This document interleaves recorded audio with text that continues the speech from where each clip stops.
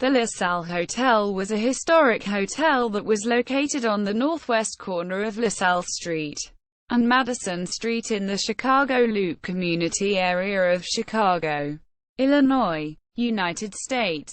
It was situated to the southwest of Chicago City Hall and in very close proximity to St. Peter's Church. It was built between 1908 and 1909 by Holabird Roche, contemporaneously with the Blackstone Hotel designed by Benjamin Marshall in a very similar style, and at the time was Chicago's finest hotel. After a major fire in the hotel in June 1946, it was rebuilt at a cost of $2 million and reopened in July 1947. It flourished for 29 more years, until it was demolished in 1976 to make room for office towers.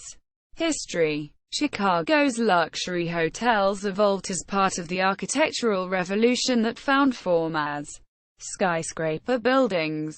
The LaSalle Hotel, built between 1908 and 1909 as a 23-story, 1,000-bedroom building in the Chicago Loop community area of Chicago.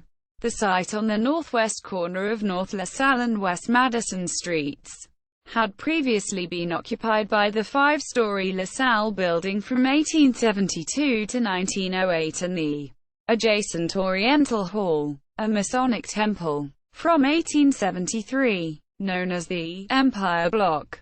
It housed the Metropolitan National Bank. The hotel was named in honor of Robert Cavalier de LaSalle, built at a cost of approximately $3,500,000. or 44 cents per cubic foot. The architects were Holabird Roche while the engineers were the firm of Purdy and Henderson.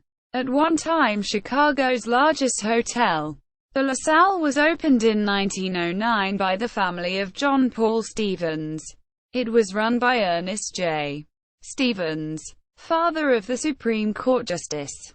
The hotel was planned, designed and built in the commercial district of Chicago as an upscale hotel for an elite and influential clientele, with luxurious and stately walnut-paneled rooms and lobbies.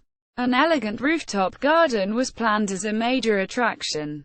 When it was opened in 1909, it was hailed as the largest, safest, and most modern hotel west of New York. The Republican Party of Illinois had their offices located in the luxurious Blue Fountain Room of the hotel. During one of his long visits to Chicago, President William Howard Taft stayed in the presidential suite on the third floor of this hotel, converting it into de facto White House. A formal visit was also paid to the hotel by President Calvin Coolidge and his wife in 1925. Other visitors came as convention guests. However, all this history ended with a disastrous fire. See below. In the hotel on June 5, 1946, which was compounded by the fact that the hotel did not live up to its professed safest hotel claim, as there was lack of basic fire prevention, warning and firefighting facilities. At the time of the fire, guests occupied 886 rooms of the hotel, with 103 employees at work. After the fire, the hotel was rebuilt and renamed, at a cost of $2 million, reopening in July 1947 and flourishing for 29 more years until it was razed in 1976 to construct office towers. The famous Silver Grill cocktail lounge in the hotel was renamed the Hourglass after renovation. Among other events that took place at the hotel include the 1928 Prohibition Party's National Convention July 10 to 12, 1928. William F. Varney was made the party's presidential nominee. Architecture. The architects of this skyscraper building developed their own innovative architectural style within the Chicago School. A special feature of this style is the Chicago window, with a large pane of plate glass for each window flanked by constricted windows which could be opened. This created an illusion that the entire building was made up of glass. LaSalle billed itself as Chicago's finest hotel, and was a symbol of upper-class extravagance in Chicago in the early 20th century.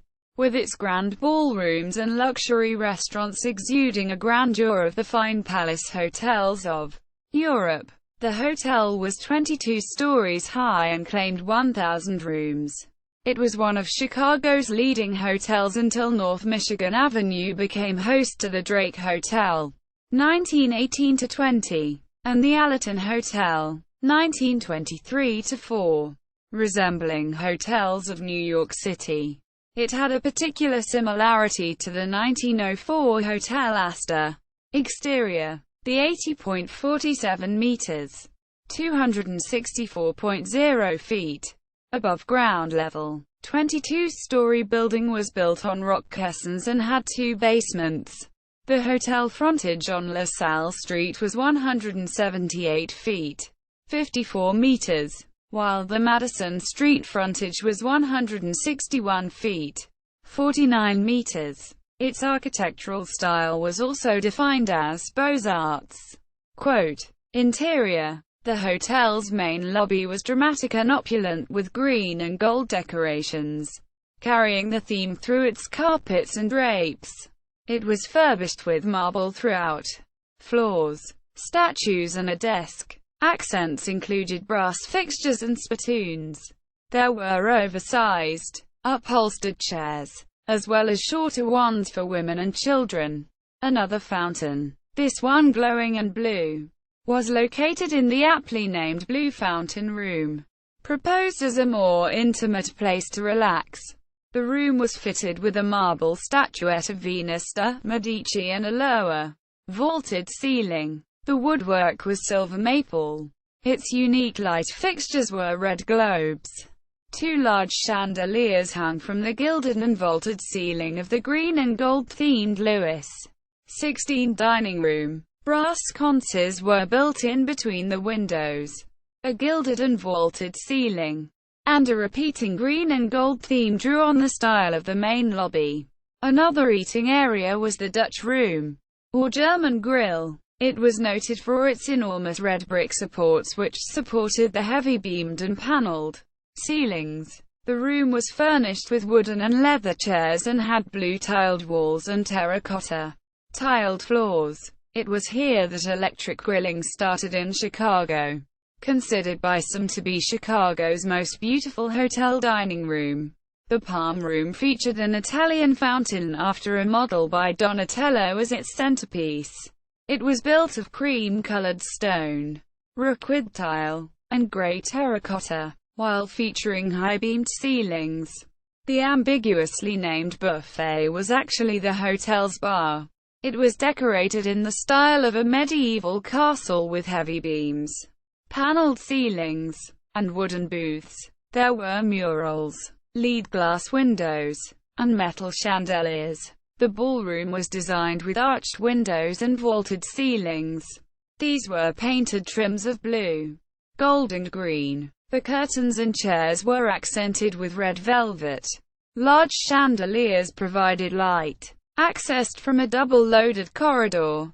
Floors 2 through 18 were sleeping rooms, arranged in a square donut formation. A central light well was built into the hotel, extending from the lobby to the top of the building. They were designed as suites of paired rooms, each with its own bathroom, large enough to accommodate a grand piano. The presidential suite featured a white marble fireplace.